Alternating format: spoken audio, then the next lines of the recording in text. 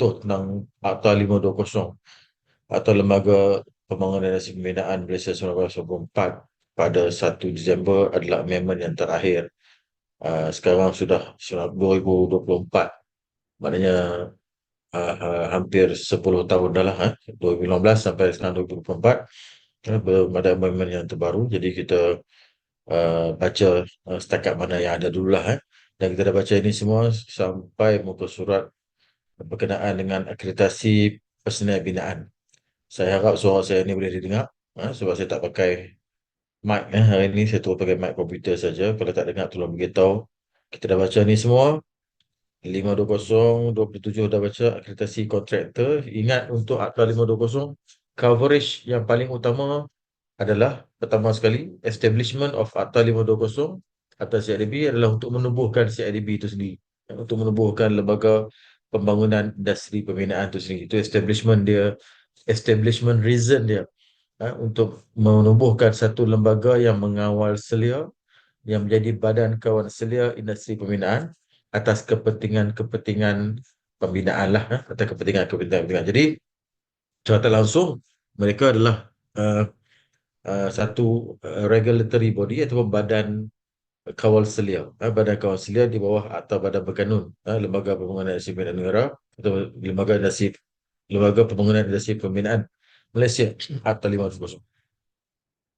Dan secara umum, Akta ini mengawal tiga benda paling besar. Tiga benda paling besar, iaitu pendaftaran kontraktor, pendaftaran bahan bahan binaan, dan pendaftaran personel binaan. Jadi pendaftaran kontraktor, pendaftaran bahan binaan, pendaftaran personel binaan adalah fokus yang besar dalam akta ini oleh lembaga. Di samping itu mereka ada menjalankan uh, apa kata orang tu, aktiviti-aktiviti pemantauan serta penguasaan serta penyelidikan, bagi me, bukan menyokong, apa istilah yang pakai tu, bagi menggalakkan industri pembinaan di Malaysia lah. Jadi kita hari itu berhenti setakat kontraktor ni. Berhenti. Setiap-tiap kontraktor berdaftar atau tidak tertakluk kepada akta. Maknanya dua-dua boleh kena. Sama ada kontraktor yang berdaftar dengan CIDB, cerita pasal pendaftaran kontraktor 2 minggu sudah, ataupun kontraktor tu tak berdaftar, tetap dia boleh ambil tindakan melalui akta ini. Kita dah baca sampai bahagian 5. Hari ni kita akan baca bahagian, sorry, kita akan baca sampai bahagian 6. Hari ni kita akan start baca pada bahagian 7. Okey. Untuk bahagian 7 ni, akreditasi pemerakuan dan latihan kepada personel binaan. Setakat akta yang ada 2015, ada beberapa program yang dilaksanakan oleh pihak CIDB Malaysia untuk membolehkan bahagian 7 ni dilaksanakan. Yang pertama, pendaftaran. Pendaftaran siapa? Dalam konteks ni, personel binaan. Siapa personel binaan? Rujuk balik takrif binaan ataupun takrif kerja pembinaan. Bila kita rujuk balik takrif kerja pembinaan, kita akan jumpa siapa yang dinamakan dengan personel binaan. Kita cuba cari kat atas, takrif kerja pembinaan. Saya cuba takrif kerja pembinaan. So nak tahu personel binaan tu siapa? Siapa yang tergolong, terkategori, termaktub sebagai personel binaan? Kita cari takrif pembinaan. Baik. Okey, ini. Dia mula kat sini. A sampai E. Ulang sikit je sebab minggu depan dah baca panjang. Tarif kerja pembinaan, ada tarifan dia di atas. Pembinaan sambung pasang baiki senggara, renewal, pembaharuan, memindahkan, mengubah suaian, pengubahan, rombak dan roboh bangunan, jalan, saliran elektrik, mechanical, air, gas, jambatan, hmm, infra. Ini infrastruktur. Yang ni services. Ini kerja dia bangunan, jalan, saliran, elektrik, mechanical, gas, services. Jadi kita panggil services. Jadi kita panggil infrastructure. Dan termasuk apa kerja yang membentuk bahagian penting dan yang tadi A sampai E tadi atas tu termasuk site clearing, penyelidikan dan pembaikan tanah, pembinaan tanah, penggalian, pelepasan kuasa dan sebagainya, perolehan, membeli bahan binaan, kelengkapan atau pekerja binaan. Ya, saya petang balik. Pekerja binaan. Yang ini yang menjadi tajuk yang kita baru baca kejap tadi. Ha? Pendaftaran pekerja binaan, personel binaan. Jadi dalam akta ni juga saya kata tadi bahan, materials, kelengkapan, tools, pekerja, manpower, ha? Ataupun machineries, ha? Materials, machineries, manpower. Ha? So takluk kepada kerja-kerja ataupun aktiviti pembinaan. Jadi ini adalah takrif kerja pembinaan mengikut akta yang mana di bawah pekerja ini turun balik ke muka surat yang tadi, dia akan ceritakan tentang pendaftaran personel binaan. Pendaftaran personel binaan, lepas daftar, akredit personel binaan, lepas akredit, memperakukan personel binaan dan menjalankan latihan kepada personel binaan. So, personel binaan kat sini memain peranan yang penting supaya kita tahu bahawa kerja-kerja ini perlu dilaksanakan oleh personel binaan yang berdaftar, yang berakreditasi, yang diperakukan dan diberi latihan oleh khususnya CIDB Malaysia lah dalam kes ni. Jadi kontraktor yang ni selesai dah. Tajuk ni dah selesai. Padahal confused. Tajuk baru hari ni pendaftaran, akreditasi, pemerakuan dan latihan personel. Jadi kita sebut tadi dalam Akta 520 dia cover tiga benda yang paling penting. Yang pertama adalah ulang. Ulang. Yang pertama adalah kontraktor, bahan binaan dan personel binaan. Ha. So bila dia cover ke semua aspek ini, menjadikan kerja-kerja pembinaan ataupun akta ini diberi khusus tumpuan untuk menjaga tiga kumpulan inilah. Ha. Khususnya tiga inilah, menjaga tiga ini. Jadi inilah yang menjadi tumpuan kita pada hari ini untuk bercakap tentang personel binaan. Baik. Tarifan bagi maksud bahagian ini, trade diartinya trade atau pekerjaan yang pada kebiasaannya dikaitkan dengan pekerja binaan mahir. Okey. Asalnya kita dah sentuh tentang takrifan kepada pekerja personel binaan mahir, separuh mahir dan juga pengurus tapak serta penyelia tapak bina. Ada disebut dalam atau bahagian tadi yang dekat atas tadi. Kemudian part pertama, pendaftaran personel binaan.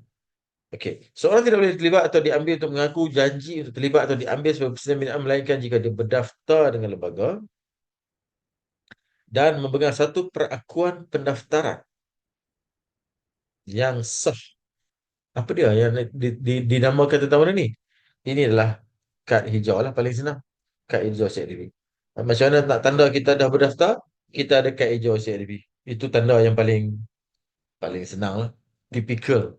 Maknanya kalau kita ada kad hijau CIDB, maknanya kita dah hadir satu kursus dipanggil Safety Induction uh, Course for Construction Workers. SICW. SICW, Safety Induction Course for Construction Workers.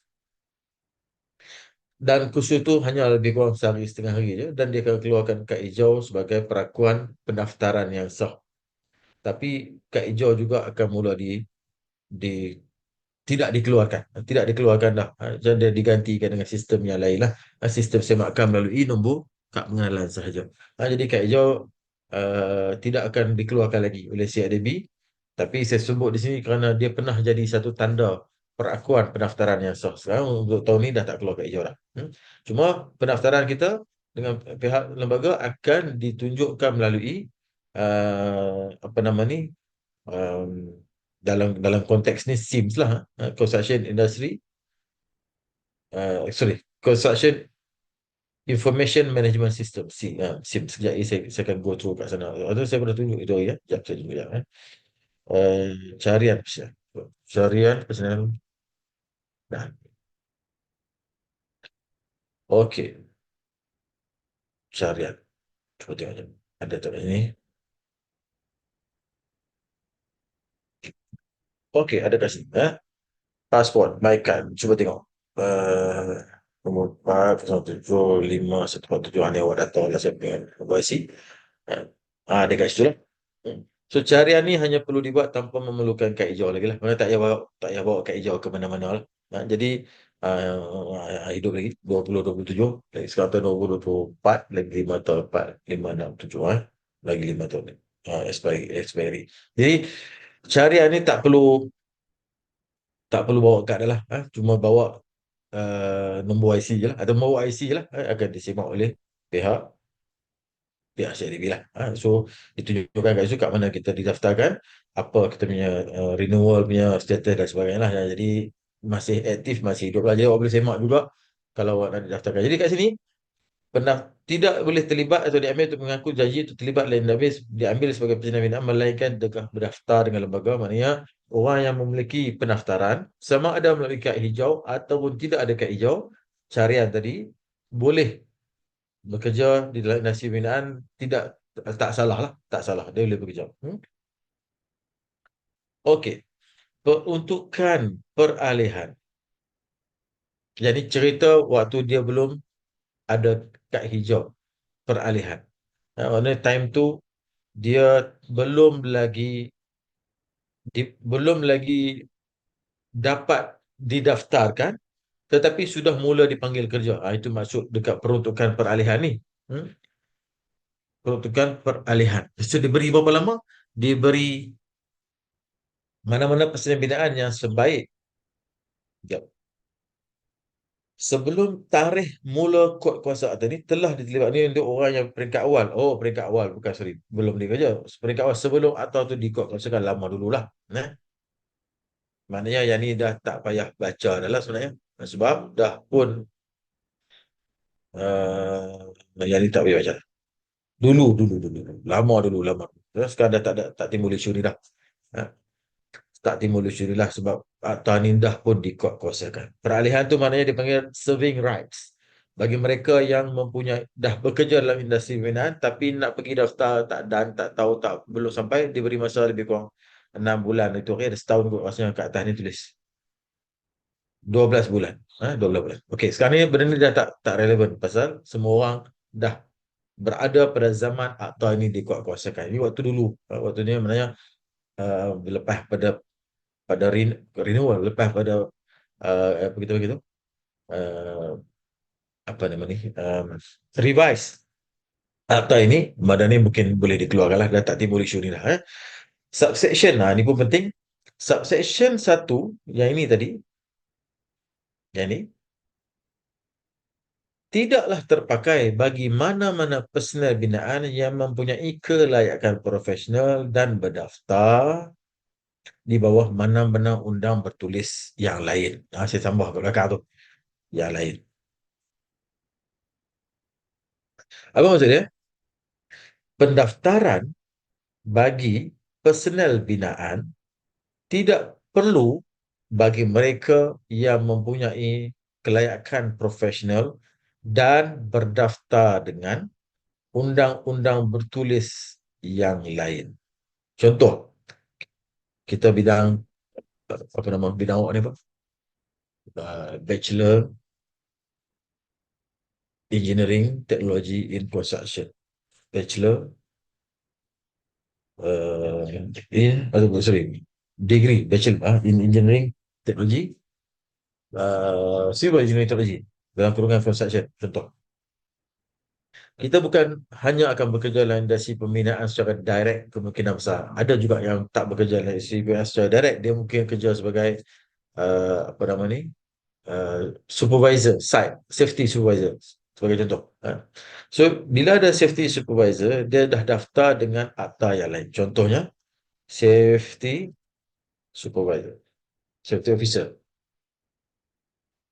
dia daftar dengan OSHA, akta OSHA, Occupational Safety and Health Act, OSHA.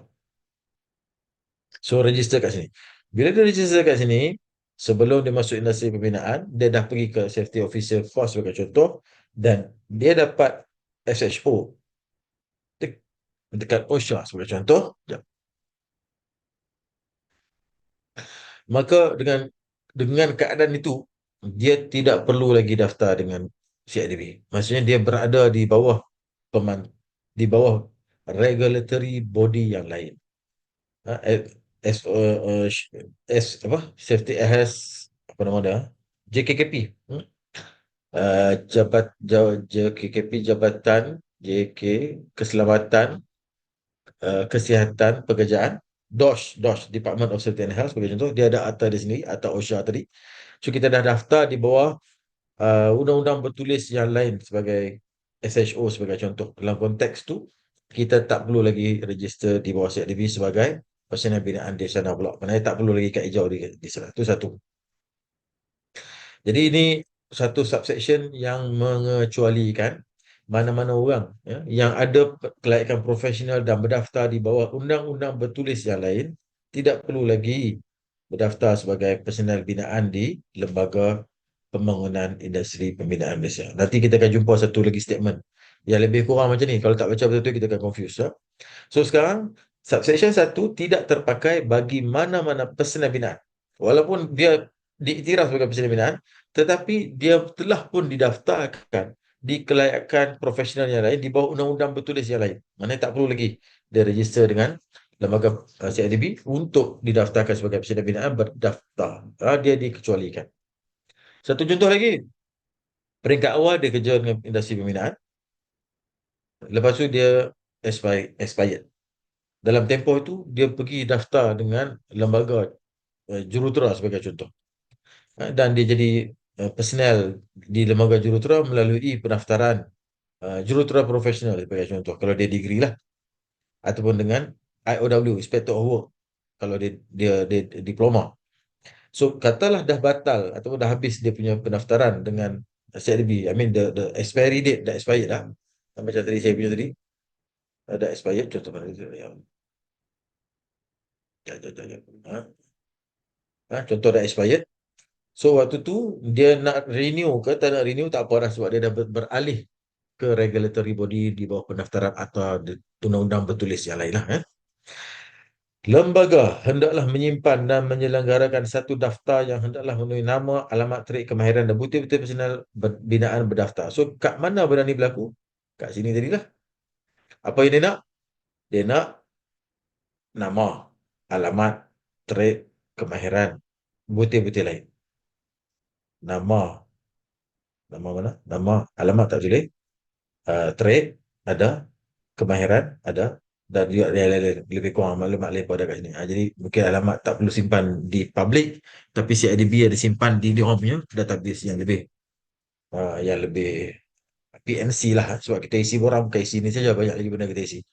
Jadi uh, benda tu valid berlaku dan dah pun didaftarkan melalui cara yang tadi lah. Seorang yang melanggar subsection tadi, maksudnya dia bekerja dalam industri binaan tapi tak didaftarkan, satu, ataupun dia tidak mempunyai pendaftaran lain di mana-mana undang-undang bertulis yang lain, jika disabitkan kesalahan, boleh didenda tidak melebihi RM5,000. Kalau dia tidak melebihi, maknanya dia boleh di compound berapa banyak, terpulang pada compound lah. Mungkin 100, mungkin 200, mungkin 500, mungkin 1,000. Ya. Tapi tidak boleh melebihi RM5,000 lah. Mungkin RM4,999. Ya. Mungkin macam tu. Ya. Jadi maksudnya pendaftaran wajib. Tetapi kalau kita didaftarkan di bawah ATA yang lain, profesional yang lain, tak perlu lagi daftar di CIDB mengikut subsection 2 ATA 520. Perkara 7 tadi. Bahagian 7. Selesai satu bab. Bab yang kedua, tadi kita kata pendaftaran. Pendaftaran. Ini pendaftaran.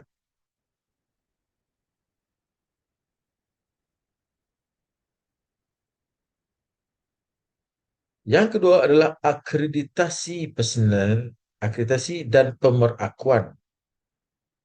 Penyelidik tapak aja. Dalam kes ni penyelidik tapak saja. Tapak dan pekerja binaan mahir. Ikut jadual ketiga. Okey, baik. Apa maksud akreditasi dalam konteks ni? Akreditasi dalam konteks ni adalah proses penilaian.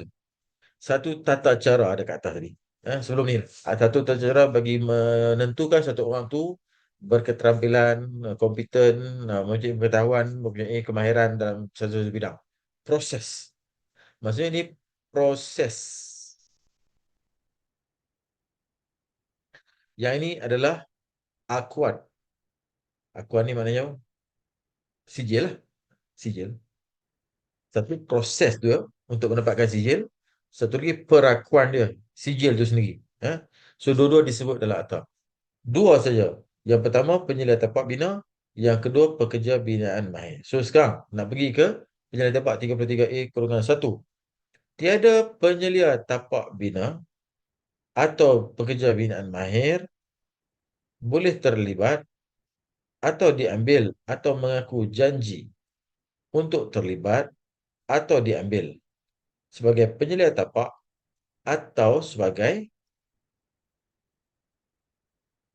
pekerja binaan mahir, melainkan dia telah diakreditasi dan diperakukan oleh lembaga dan memegang satu perakuan yang sah dikeluarkan oleh lembaga di bawah atas ini. Maksudnya satu perakuan yang sah, akredit dan diperakukan oleh lembaga itu sendiri.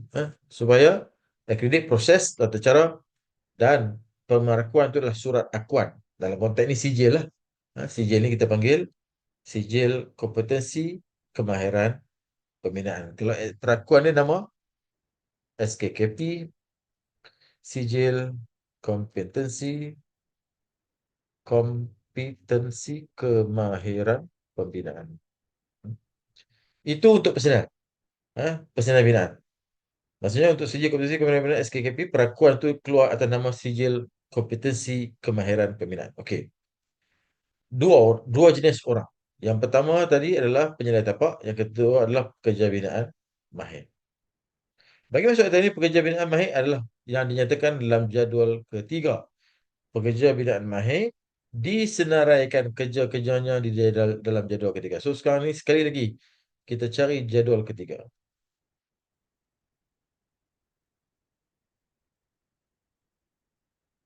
Itu kita dah tunjuk. Okey, ini yang dianggap oleh lembaga sebagai pekerja binaan mahir. Aircon, barbender, tukang blok, penerak batu, tukang kayu, pemasang siling, jaga jentera, pengendalian pam konkrit, tukang konkrit, pengerim rantai sampai yang terakhir sekali. 59 penyelia tapak keselamatan, penyelia tapak struktur, penyelia tapak mekanik, penyelia tapak elektrik, penyelia tapak am dan juga selenggara, penyelia tapak struktur, penyelia tapak bangunan, arkitek dan sebagainya. So penyelia tapak ni disenaraikan di bawah jadual ketiga juga. Disenaraikan juga di bawah jadual ketiga.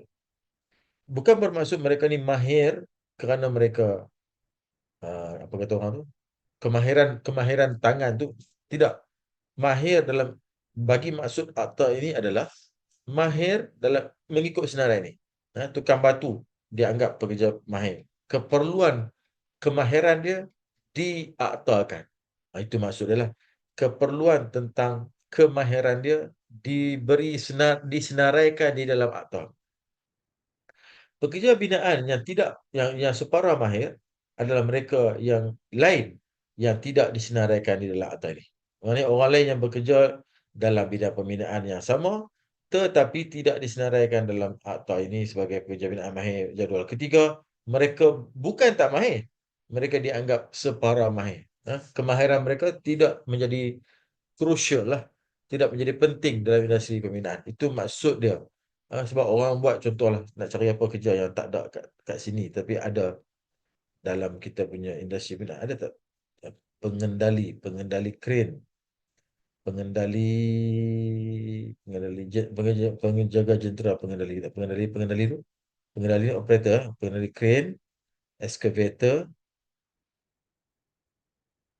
pengendali pelantar minyak, pengendali loji, pengendali pengangkutan. Nah, ini termasuk backhoe tadi lah. Pengendali kren, tower kren. Maknanya pengendali pengangkutan apa panggil dalam bahasa jengkaut, backhoe, kren dan tower kren dan sebagainya lah. Kalau ada skop kerja yang tidak tersenarai kat sini, dia tidak dianggap mahir bukan kerana orang tu tak mahir kerja, kerana tidak kritikal berbanding 59 jawatan yang ada di sini. So ini adalah satu istilah yang dipakai dengan cara berkenaan jadual ketiga. Okey. Okey. Itu maksudnya. Baik. Menteri boleh meminda jadual ketiga. Disiarkan dalam warta. So warta lembaga, saya tak sure yang terbaru ada ke tidak, tapi setakat yang kita baca atas 59 lah. Kalau dalam tempoh itu, menteri tidak perlu pindah akta, dia cuma keluarkan warta. Jadual ketiga terbaru. Mari kita cari kalau ada. Jadual ketiga,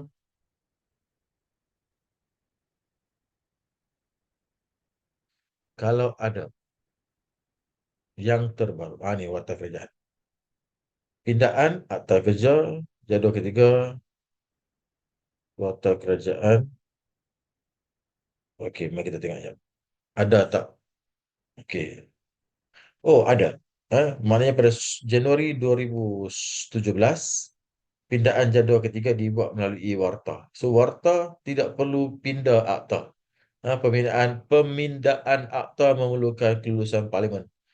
Keluaran warta hanya boleh dikeluarkan oleh menteri sahaja. So, ada pindaan akta ini pada tahun 2017. Kita baca. Tadi 59, eh.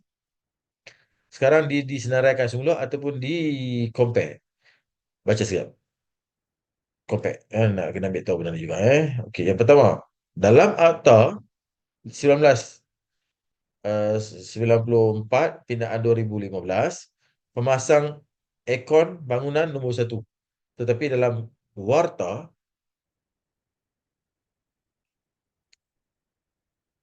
dia tukar balik nama dia.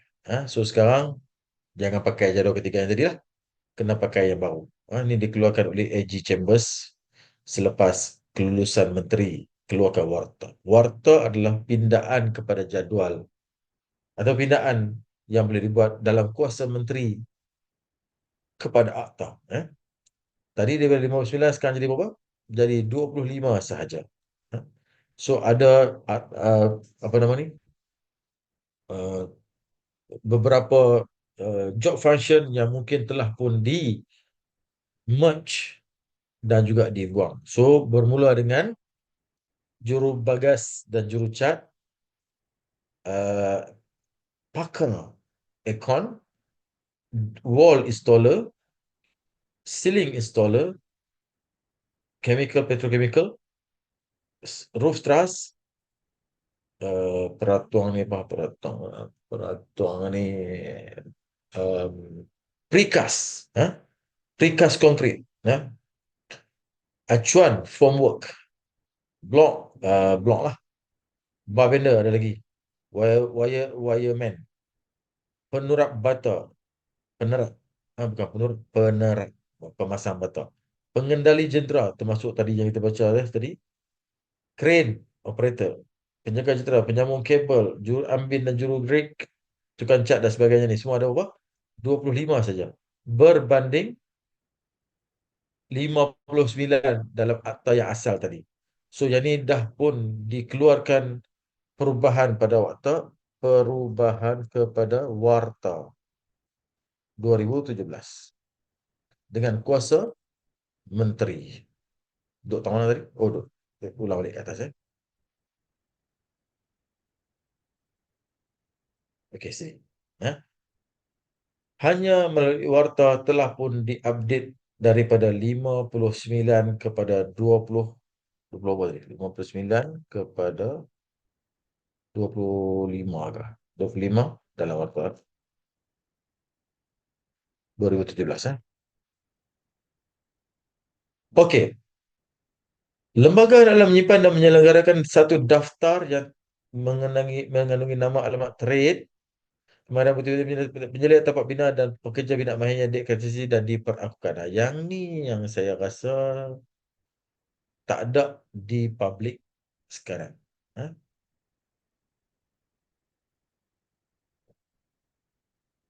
Tak ada untuk capaian awam sekarang.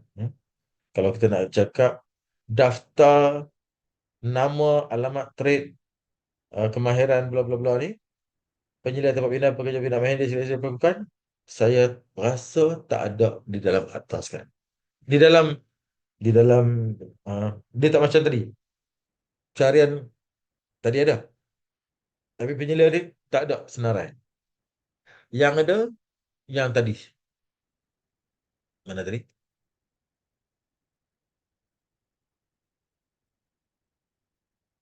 Yang ada yang ini tadi. So berbeza lah sebab dia tak disenaraikan. Ha? Okey. Peralihan pun tak laku dekat sini sekarang sebab kita dah pun melepasi tempoh inilah. Dia kata sebaik saja sebelum tarikh permulaan kuat kuasa akta ini. Maknanya cerita tu dah lama sangat over. Dah tak payah cerita lagi. Dah obsolete, dah obsolete. Okey. Seorang yang melanggar Seksyen 1 melakukan satu kesalahan dan boleh disabitkan tidak melebihi RM5,000 juga. Seksyen 1 cerita pasal apa? Cerita pasal pendaftaran. Sorry. Cerita pasal akreditasi dan pemerakuan tu tadi. Tadi daftar. Yang ni akreditasi dan pemerakuan. Okey, ini sudah. Mana-mana orang yang mengambil. Okey, ini untuk pekerja. Persalinan bidaan.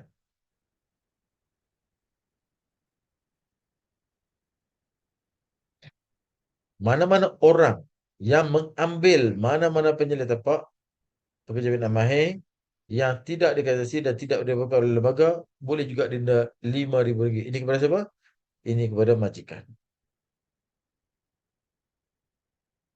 So RM5,000 kat sini kepada pekerja, RM5,000 kepada majikan. Ini denda yang boleh diberikan oleh pihak lembaga kerana melanggar subsection 133A ni tadi. Ya. Okey. Institusi latihan. Macam panjang lagi ya. Institusi latihan dan sebagainya. Lembaga bagi masuk latihan aktif boleh pengukuhan dan persediaan boleh menubuhkan memajukan. Okey, yang ni mengatasi institusi latihan. Yang ini memang berlaku, sedang berlaku. Merupakan satu badan untuk menjalankan penilaian atau penaksiran atau untuk menjalankan pemeriksaan dekat institusi latihan. Yang itu tidak ada badan tetapi internal CIDB sendiri. Merupakan satu badan untuk membangun, memantau dan mengubah sesuai kurikulum kursus pengajian. Yang ini berlaku. Memberikan pengiktirafan rasmi dan jaminan bertulis untuk mengawardkan perakuan atau kelayakan ini pun boleh. Menggantungkan membatalkan akreditasi institusi latihan kalau melanggar tidak mematuhi syarat akreditasi boleh. Melakukan apa-apa benda yang disebabkan sesuai manfaat atau perlu oleh lembaga masuk bahagian yang tadi tu. Boleh. Okey, habis. Maknanya cerita tadi tentang pendaftaran, akreditasi, perakuan dan juga maklumat am tentang institusi latihan. 33B. Okey, selesai. Untuk 147. Part 7A cerita tentang standard dan kod amalan dalam industri binaan. Okey, kat sini ada satu benda berkaitan dengan bahan binaan dan dia ada satu standard dan kod amalan. Kita panggil CIS. Hmm? Yang pertama, bahan binaan disenaraikan di bawah jadual keempat. Tadi jadual ketiga. So ada beberapa bahan binaan yang disenaraikan dalam jadual keempat mengikut akta sama. Menteri boleh memindah jadual keempat melalui warta. Mari kita cari apa jadual keempat. Apa yang ada dalam dia kata jadual keempat, apa bahan binaan yang disenaraikan di bawah jadual keempat. Jadual keempat 33C kurungan 1. Ikut kepada dokumen ini 2015 termasuk sinki, mangkuk tandas, tapak tangki dengan tangki seterusnya bla bla bla bla sampai yang last kali habis dah hari habis. Garis panduan penyelesaian bangunan ni kita panggil apa? IBS. Okey. Kalau nak cari sama juga amendment akta atau amendment melalui warta boleh cari macam tadi lah. Tapi saya tak mau carilah sebab saya dah tunjuk cara. Dah tunjuk cara dah. Maksudnya ada bahan binaan yang disenaraikan di dalam jadual keempat. Ada bahan binaan yang disenaraikan dalam jadual keempat. Okey. Sama juga. Maknanya menteri boleh memindah melalui warta. So boleh buat benda yang sama lah. Kita cuba habiskan dalam pukul 4. Lembaga boleh menyimpan dan menyelenggarakan satu daftar mengenai bukti-bukti dan rekod kesemua bahan binaan yang diperlakukan. Yang ini pun ada untuk disemak sama ada bahan itu diperakukan ataupun tidak. Lembaga boleh bagi maksud yang perlakuan di bawah mengenakan syarat yang difikirnya patut, menggantung membatalkan pemerakuan bahan binaan jika difikirkan patut oleh lembaga lah. Berurusan dengan bahan binaan yang tidak diperlakukan. Okey, dengan bahan binaan yang tidak diperakukan. Macam mana nak buat? Seorang tidak boleh berurusan atau mengaku janji untuk berurusan sama ada secara langsung tidak langsung dengan binaan yang tidak, dan bahan binaan yang dinyatakan di dalam jadual keempat, melainkan jika bahan binaan tersebut diperakukan oleh lembaga. Maksudnya apa? Maksudnya kalau kita tengok jadual keempat ni tadi, ada bahan binaan yang telah pun disenaraikan. Antaranya singki. Ambil contoh paling atas lah. Tapi semak balik lah nanti dekat dekat warta kalau ada perubahan. Singki. Kalau ada singki itu disenaraikan standard 147/2001. Tiba-tiba kita nak pakai singki yang tidak mengikuti standard MS 147/2001 ni. So apa nak kena buat? Tak dibenarkan lah. Disebut tak dibenarkan atau standard ni telah bertukar. So itu yang katakan warta boleh masuk untuk menukar standard apa yang perlu dipakai untuk bahan-bahan binaan ini. Jubin, seramik, pelancar, bingkai, keluli, wajah, keluli lembut, semen, keluli, semen, Portland dan sebagainya. Okey, semen perlukan MS 888/1991. Kalau datang lagi MS 888 tahun yang lain, tak ada masalah lah sebab dia revision tahun. MS yang masih sama, Malaysian Standard dan sebagainya. So ada dalam ni ada semua senarai yang disenaraikan oleh lembaga berdasarkan uh, bahan binaan. Bahan binaan. Sampai sini ya.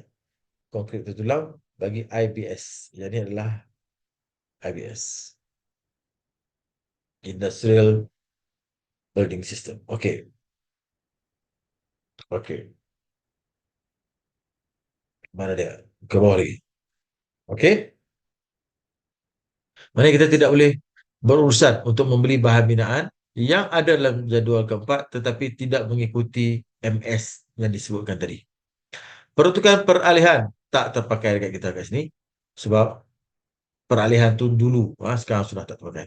Mana-mana orang yang berurusan dengan mengukur janji terlibat RM5,000 tadi. Orang yang juga salah kerana membeli bahan binaan yang disenaraikan dalam jadual keempat tetapi tidak mengikuti nombor apa nama ni MS yang berkenaan atau Malaysian Standard yang berkenaan, maka dia boleh didenda tidak melebihi RM500,000.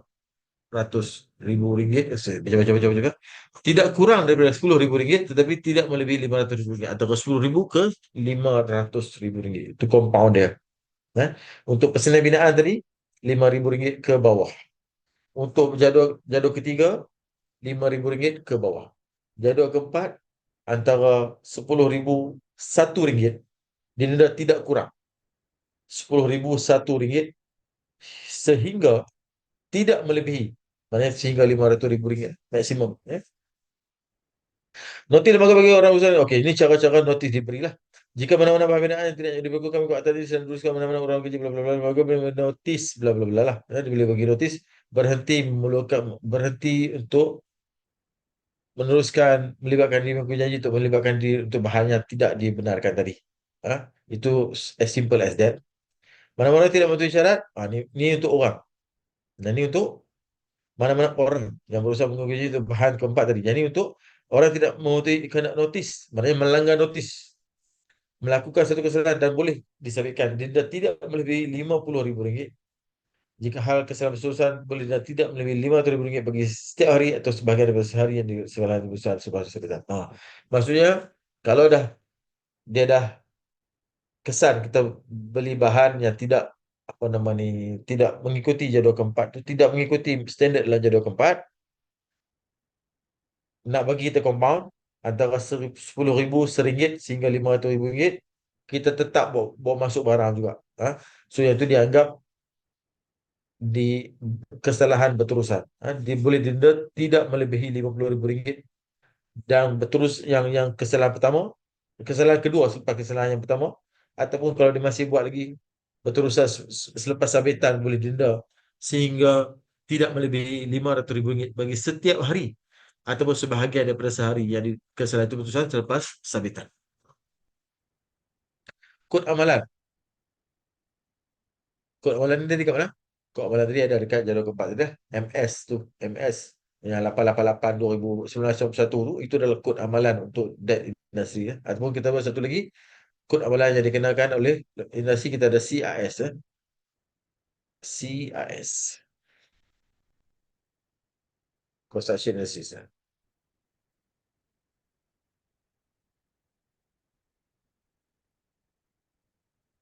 Okey, itu pun ada. CIS, CIB pun ada berlambak juga. Banyak. Okey, bahagian ke-8 tentang levy. Bahagian ke-8 tentang levy. Apa lagi nak turun ni? Apa cerita ni? Apa lagi ni? Pengenaan levy. Tetap kontraktor hendak mengisytiharkan dan mengemukakan kepada lembaga mengikut cara ditetapkan oleh lembaga. Apa kontrak yang ditetapkan kepada lembaga? Kontraktor perlu mendaftarkan projek.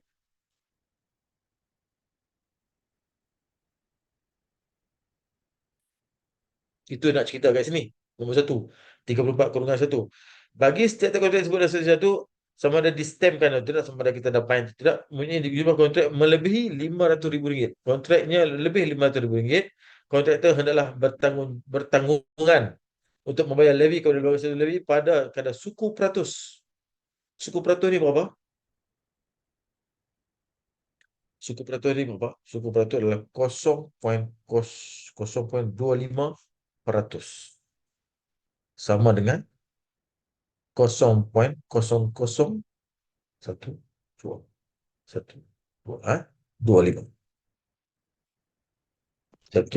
okay. Suku peratus 0.0025. Apa maksud dia? Maksudnya simple. Kalau kita ada kontrak, contoh lah, contoh kontrak bagi kereta. Kontrak kita katalah 100 juta. Kita tak baca lagi lain, 100 juta, 100 ribu, 10 ribu, 10, 100 juta, 100 juta. Kali 0.00, kita tak jumpa kalau ada diskaun, saya tak jumpa lagi. Kali 0.0002 kali 25. So dia kena bayar kat levy dekat CIDB 100 juta. Levy RM 250,000. Contoh. Contohlah. Kita beritahu figure dan contoh sekali lah. Mana yang suku peratus. Dia main suku-suku kat sini juga lah. Tak apalah. Tiap-tiap kontraktor hendaklah menzahirkan sepenuhnya kepada kontraktor fakta hal kedamin itu untuk liability untuk value. Maknanya dia kena cerita lah macam mana dia dapat 100 juta tu. Kalau ada letter of award dan sebagainya, dia kena tunjuk lah. Menzahirkan sepenuhnya kepada lembaga semua fakta. 100 juta tu dia declare 80 juta sudah lah. 100 juta kita simpan 20 juta. So tak, kena menzahirkan sepenuhnya kepada lembaga semua fakta. Hendaklah memberitahu kontrak amal levy kena bayar pada parti-parti berkaitan oleh lembaga menjadi satu revisi kita amal levy yang kena dibayar oleh kontraktor. So kena beritahu lembaga bila kita declare 100 juta punya projek sebagai contoh, bayar levy sebanyak apa nama tadi 250,000. 250,000. Menteri boleh ubah kadar levy. Okey, yang ini menarik. Mengubah kadar levy oleh menteri. Ada tak warta yang mengubah kadar levy? Boleh Google cari balik lah. Tapi saya tak mau cari lah. Saya dah tunjuk cara cari negeri.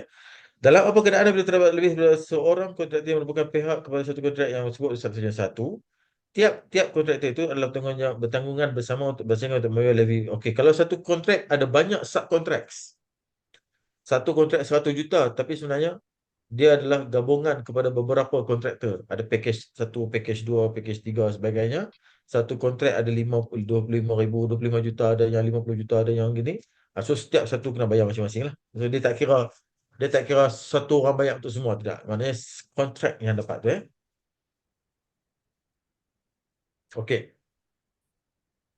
Jika lembaga punya sebab untuk mempercayai bahawa mana kesalahan langsung atau tidak langsung yang mengubah jumlah kontrak, kadang-kadang pelaporan dia confusing, mengelirukan. Mengubah jumlah kontrak yang dikenakan levy yang kena dibayar tidak kerana itu dan levy yang kena dibayar. Mengubah jumlah kontrak yang dikenakan levy yang kena dibayar atau yang tidak kena, kerana itu akan menjadi kena dibayar,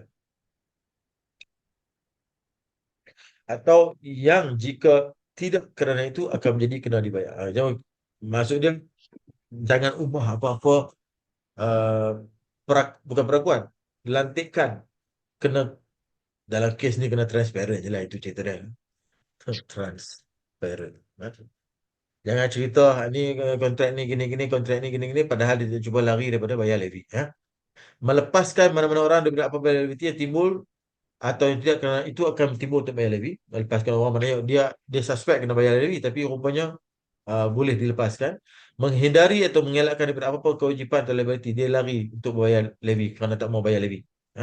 Atau menghalang, mencegah kuat kuasa atau ini dalam bantahan hal. Maknanya dia tidak mau memberi kerjasama. Tak mau beri kerja.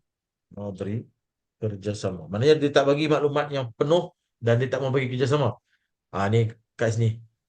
Lembaga boleh tanpa menjejaskan kesahan yang dipunyainya adalah apa-apa hal lain lembaga maksud untuk tidak mengambil apa-apa kira atau mengubah syarikat syarat itu membuat apa penyelesaian sebagaimana yang patut dengan tujuan itu mengurangkan kesesuaian atau mana-mana. Okay. Ini kerja lembaga untuk calculate lah. Lembaga tu calculate.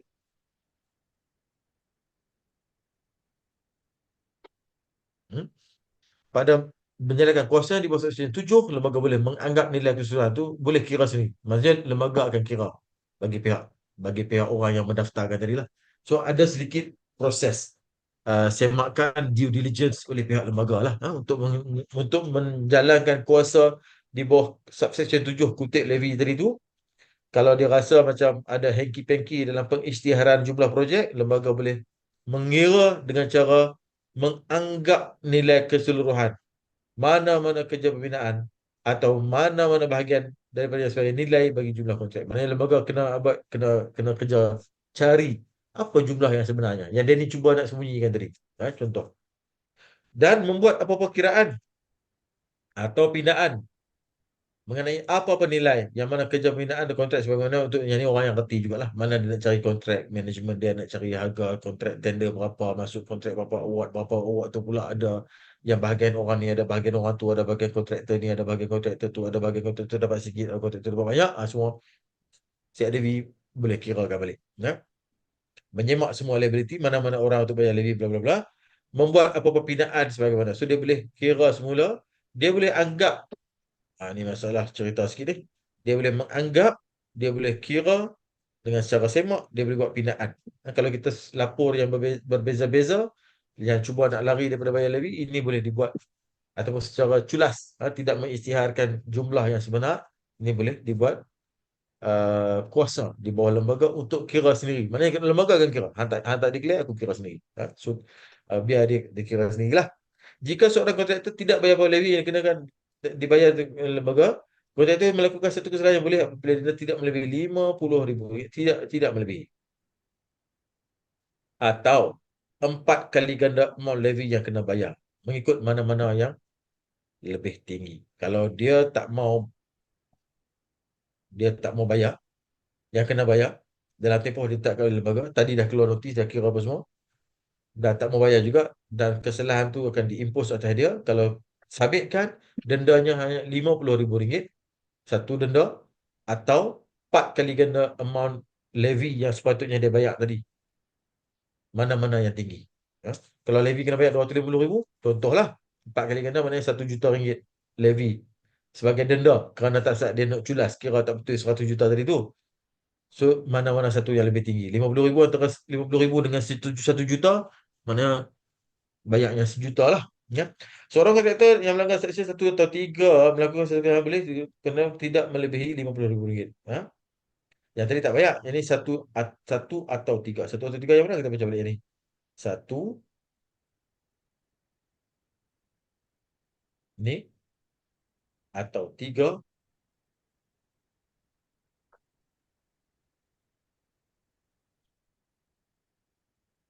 Melakukan satu kesalahan yang boleh apabila disabitkan denda tidak melebihi another RM50,000 lagi kalau dia disabitkan dengan kesalahan satu ataupun kesalahan tiga di atas. So maknanya cerita tentang levy ni, dia punya point dia adalah transparent. Cerita tunjuk sungguh apa yang kita punya dokumen, Dan kalau kita nak exclude kita punya costing berdasarkan this is a subcontract, kita kena buat exclusion proses lah. Kita excludekan ni bukan kita punya, ni bukan kita punya, ni bukan kita punya. So pergi CRB, kalau dia rasa semua tu okey, dia akan kira levy untuk kita, ataupun dia rasa tak okey, dia boleh buat tadi. Ada 4 step. Dia anggap, dia kira, dia semak, dia buat pindaan. Ha? Dia boleh buat semua benda ni. Berdasarkan A sampai C tu tadi. Untuk bagi tahu kat kita amount levy yang patut kita bayar. Ya? Okey.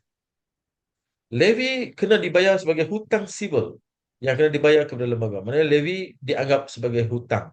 Walau apapun mana-mana undang-undang bertulis yang lain, amount atau levy yang kena dibayar di bawah bahagian ini boleh didapatkan kembali sebagai hutang sivil yang kena dibayar oleh lembaga. Maksudnya lembaga boleh charge as a hutang. Ha, boleh charge sebagai hutang. So itu antara yang ditulis di dalam Akta 520 setakat page ke-36. Saya rasa kita baru sampai separuh saja ni kat sini.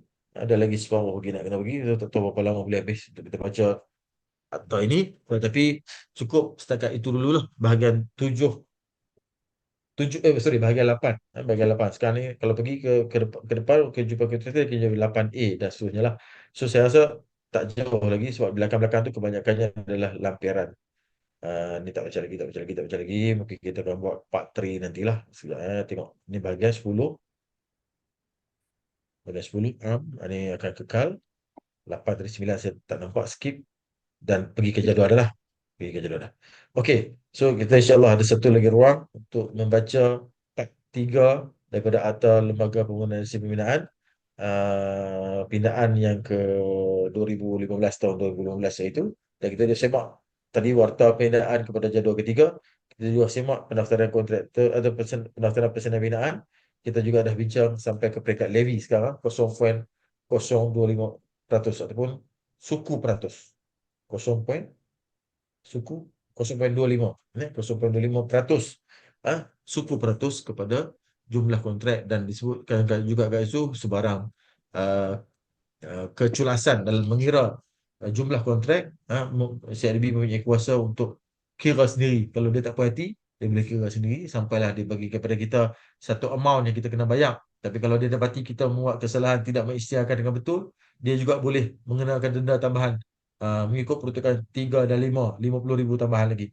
Dendanya adalah RM50,000 minimum ataupun 4 kali ganda levy, mana yang lebih tinggi bagi mereka yang tidak mengisytiharkan dengan betul levy yang patut dibayar melalui nilai kontrak yang telah didaftarkan ataupun yang telah didaftarkan melalui pendaftaran projek dengan CRB. Projek hanya bernilai RM500,000 dan ke atas lah.